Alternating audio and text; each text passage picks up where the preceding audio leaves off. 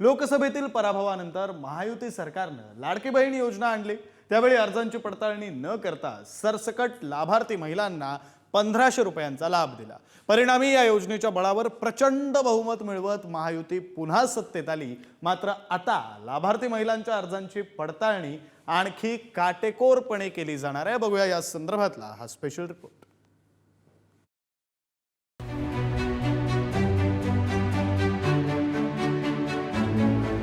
ज्यावेळेस आम्ही ही योजना आणली त्यावेळेस या सगळ्या गोष्टी तपासण्याच्या करता जेवढे वेळ पाहिजे होता तेवढा मिळाला नाही। राजीनामा द्या, अर्थ खात्यातून हा घोटाळा झालेला आहे, पैसे कोणी दिले? निवडणुका झाल्यानंतर निर्लज्जपणे तुम्ही परत घेताय, हे निर्लज्जपणाचा कहर आहे।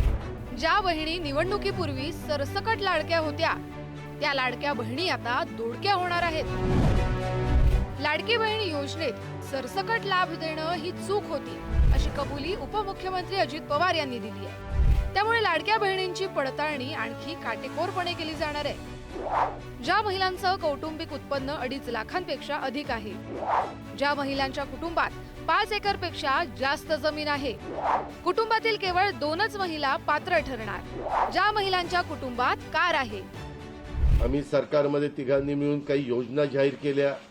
त्या योजना इतक्या पॉप्युलर झाल्या, त्याच्यामध्ये लाडकी बहिणा म्हणजे गेम चेंजरच ती योजना झाली।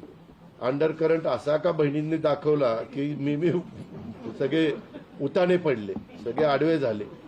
एक माझं स्वतःचं स्पष्ट मत आहे, प्रत्येकाची वेगवेगळी मतं असू शकतात। ज्यावेळेस आम्ही ही योजना आणली त्यावेळेस आमच्याकडे फार काळ कमी होता। तुम्हाला सगळ्यांना आठवत असेल की 2-3 महिन्यातच लगेच निवडणुका लागणार होत्या। त्यावेळेस या सगळ्या गोष्टी तपासण्याच्या करता जेवढे वेळ पाहिजे होता तेवढा मिळाला नाही। तरी आपण आव्हान केलेलं होतं। आपल्याला असं वाटलं होतं की जे त्याच्यात बसत नाही ते अर्ज करणार नाही किंवा मागणी करणार नाही, परंतु काहींनी केलेलं आहे। आता तुम्ही म्हणताय तशा केसेस पुढे येत आहेत, त्या आल्यानंतर आपण त्याच्यातनं कमी करण्याचा प्रयत्न। लाडकी बहीण योजनेचा 2652 राज्य सरकारी कर्मचारी महिलांनी लाभ घेतल्याचं समोर आलंय। सरकारी महिला कर्मचाऱ्यांना या योजनेचा लाभ घेता येणार नाही असं शासन निर्णयातच स्पष्ट करण्यात आलं होतं। त्यामुळे ज्या सरकारी महिला कर्मचाऱ्यांनी हा लाभ घेतलाय त्यांच्याकडून वसुली देखील केली जाणार असल्याचं बोललं जात आहे। 2652 महिला कर्मचाऱ्यांनी घेतला योजनेचा लाभ। 9 महिन्यात प्रत्येकी 13,500 रुपयांचा घेतला लाभ। सरकारी महिला कर्मचाऱ्यांच्या खात्यात 3,58,00,000 जमा। वर्ग 3 आणि वर्ग 4च्या महिला कर्मचाऱ्यांचा समावेश। राजीनामा द्या, अर्थ खात्यातून हा घोटाळा झालेला आहे, पैसे कोणी दिले? या राज्याचे पैसे लुटले कोणी? या राज्याचे पैसे तुम्ही लुटू दिलेत।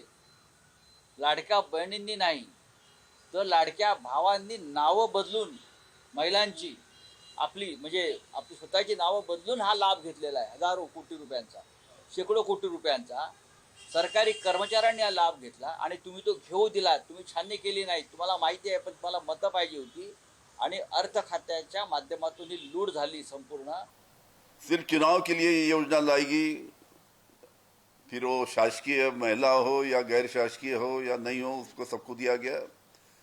अभी जो शासकीय जो एम्प्लॉई है उन्होंने जो पैसे उठाए उनको उनसे वापस लेना चाहिए, और जिन्होंने उनको ये अर्जी मंजूर की, जो अधिकारी ने उनकी है बिना देखे बिना छानबीन किए जो अर्जी मंजूर की, उनके ऊपर भी कार्रवाई होना चाहिए।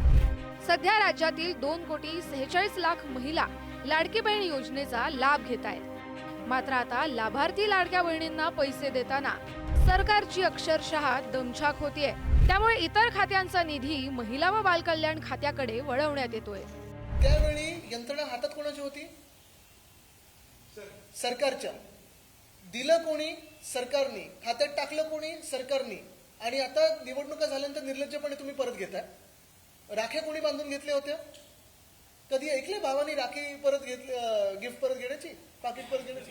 काय म्हणजे हे निर्लज्जपणाचा कहर आहे।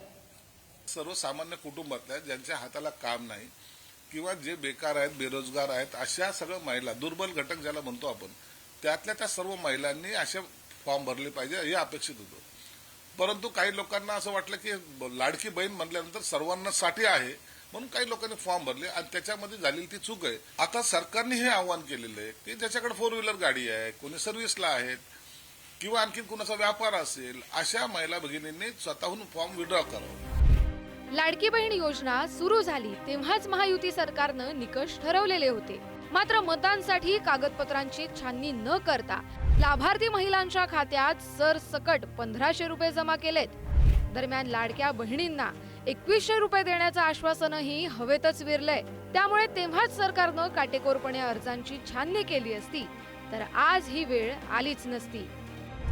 ब्युरो रिपोर्ट, पुढारी न्यूज.